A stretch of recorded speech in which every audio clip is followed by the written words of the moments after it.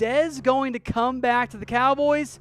No, he's not. It's fake news. Deion Sanders, who I will forever love because I loved him growing up as a child, thinks that the Cowboys should try and bring back Deion bring back Dez, and that Dez could still help the Cowboys and he'd be motivated after his release to play well, which I agree with. But Dez does not want to play well for the Cowboys. He wants to play well against the Cowboys. Well, I agree the Cowboys have a bad, on-paper, wide receiving core. Look, the bridge between Dez and the Cowboys was burnt. Actually, it wasn't just burnt. They reenacted President Reagan's Star Wars initiative, and they blew it up from space.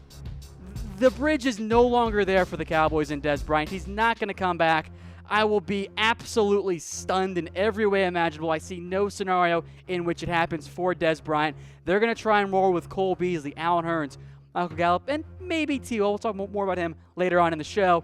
In the meantime, Dez will sign with a new team. I'd bet money on one of these 5 teams, especially if one of those guys one of those key players have another injury. The Bills need more help at wide receiver. You know Dez wants to play for the Giants as well. The Patriots, by the way, just may have lost Julian Edelman for 4 games, so keep an eye on that potential spot. Of course, I do want to know from you, would you want Dez back on the Cowboys? Now, I said from the beginning the Cowboys should not cut Dez Bryant, but now that it's been done, I think it's just time to move on. It doesn't make sense for either party to get back together. It'd kind of be like going back to the girlfriend who cheated on you.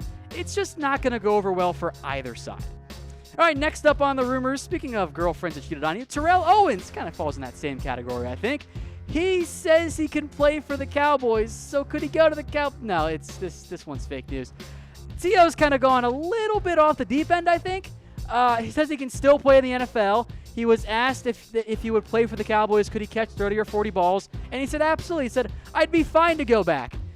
This is an even more extreme example of Dez Bryant because T.O. has spent all offseason absolutely tearing in Jason Garrett. And oh, by the way, he's 44 years old.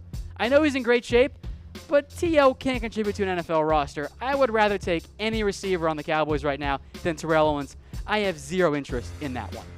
Next up, did Rico Gathers bulk up in the offseason? We're going to give this one 4 stars. Rico has added a little bit of weight to him, which helps explain why he looked maybe just a little bit slower early on during OTAs. He was at 265 last year, designed to help him move faster. He is now up to 282, his playing weight while at Baylor, and Rico says this is all designed to help him become a better blocker. And I like to hear that because if Rico's going to make this roster, he's going to have to be a better blocker. It's the only way he's going to be able to make it right now.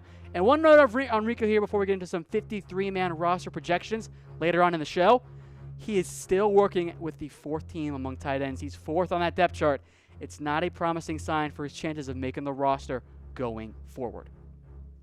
All right, 3 rumors down. And again, folks, go ahead and subscribe or go ahead and check out stayguild.com. Visit promo code ChatSports for 15% off your next stay. I think it's kind of like a luxury Airbnb. We're going to get to some more notes on David Irving, but first, it was from our sponsor, The Guild.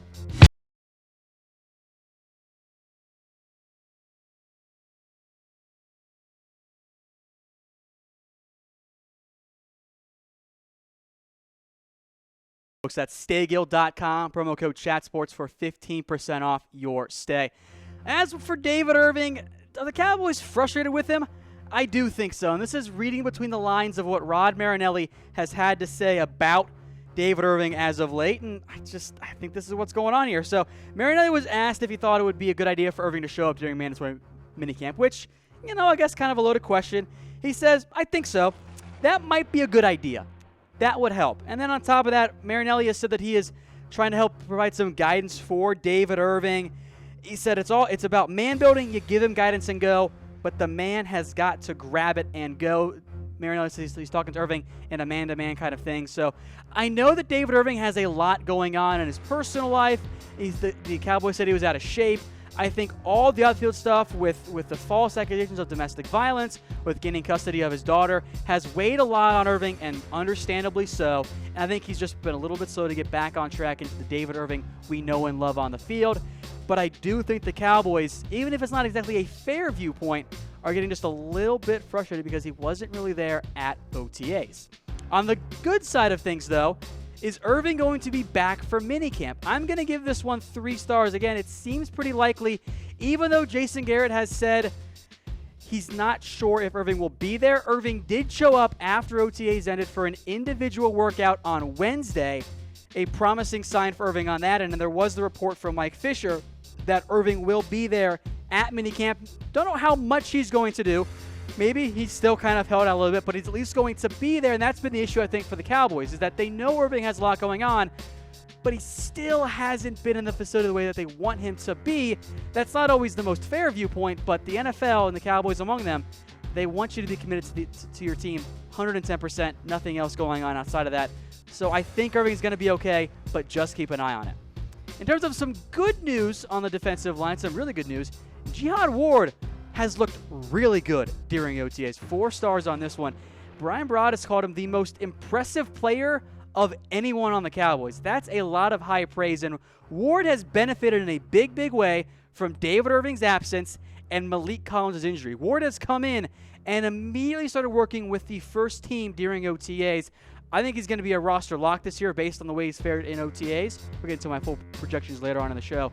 But Ward doing this is a very promising sign. The talent has always been there. A former second-round pick. The Cowboys give up Ryan Switzer to get him, and he's worked at both the 3 technique and the 1 technique spot during OTAs. If you're looking for a comp, Ward kind of does fit into that David Irving mold.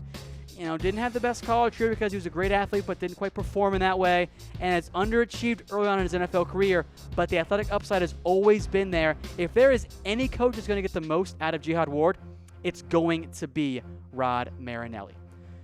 Folks, if you're watching on YouTube or on Facebook, give us a subscribe at our new Cowboys-only YouTube channel, chatsports.com/CowboysTV. It'll take you right into the page. If you're watching on our main Chat Sports channel, go there. All of our Cowboys content will be there exclusively in just a couple of weeks here. We're going to kind of do a little slow transition there, but chatsports.com/CowboysTV, the best Cowboys coverage you'll find on YouTube.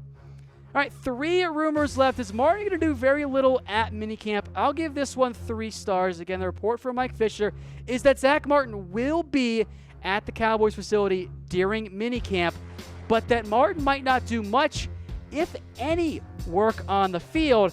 So it's kind of a little mini agreement before they get their contract done. Martin shows up. He doesn't get fined, but he doesn't do a whole lot of work to avoid the injury. We continue to wait on that contract extension for Zack Martin. I am waiting for it. I still don't really know what's taking so long. This should not be a long ordeal. Give him $13.5 million a year over 5 years. There we go. Contract settled, right? I know there's the guaranteed money and all the other kind of stuff involved in there, but this should be done by now. If it's not done before training camp, I'm actually going to be really concerned. But as of right now, I'm not panicking. But this should be done sooner rather than later if I'm the Cowboys and Zack Martin. Back to defense now. Is Kam Kelly moving to safety? This one does seem pretty likely. Brian Broaddus mentioned it very recently that the Cowboys and putting Kam Kelly at cornerback seems to be over. Now, he could go back to corner if that's what the Cowboys want to do, but he was working with at safety during the last part of OTAs, and I actually very much like this move. I think that Kam Kelly is best as a safety. He played both at San Diego State, and so the Cowboys were trying to make him into Richard Sherman, but I think he's going to be a better safety player. That's what he was at San Diego State. I think he'd be a better fit on that, and so we'll see what happens there. But I think Kam Kelly, of all the UDFAs, has a very good chance at making the Cowboys roster. One last rumor for you guys. Could Mike White be the backup quarterback? I'm going to continue to give this one 2 stars. It's a possibility, but he's not the front runner at this time. That remains Cooper Rush. But White is pushing very hard for that role. And remember, the Cowboys, based on where they spent some draft capital, liked Mike White more than they liked Cooper Rush. Now, White has still a bit of an issue of holding onto the ball too long, trying to wait to the last second to make the right throw, wait for someone else to come open instead of just taking the yards that are available there. But Jason Garrett said White is getting better and better, and I think that is a very positive sign for the Cowboys. And I'd rather have 3 quarterbacks on the roster than just 2, because if you got 2 young quarterbacks behind Dak, I think that sets up well for the future, and even if you want to try and trade somebody later. But folks, let me know who you think should be the Cowboys' backup quarterback. Give me a like for Cooper Rush. Give me a heart for Mike White. I will wait and see until the preseason is over to see where those 2 are going. Rush looked great last year, but the Cowboys really do like Mike White. So keep an eye on that lesser but important training camp battle.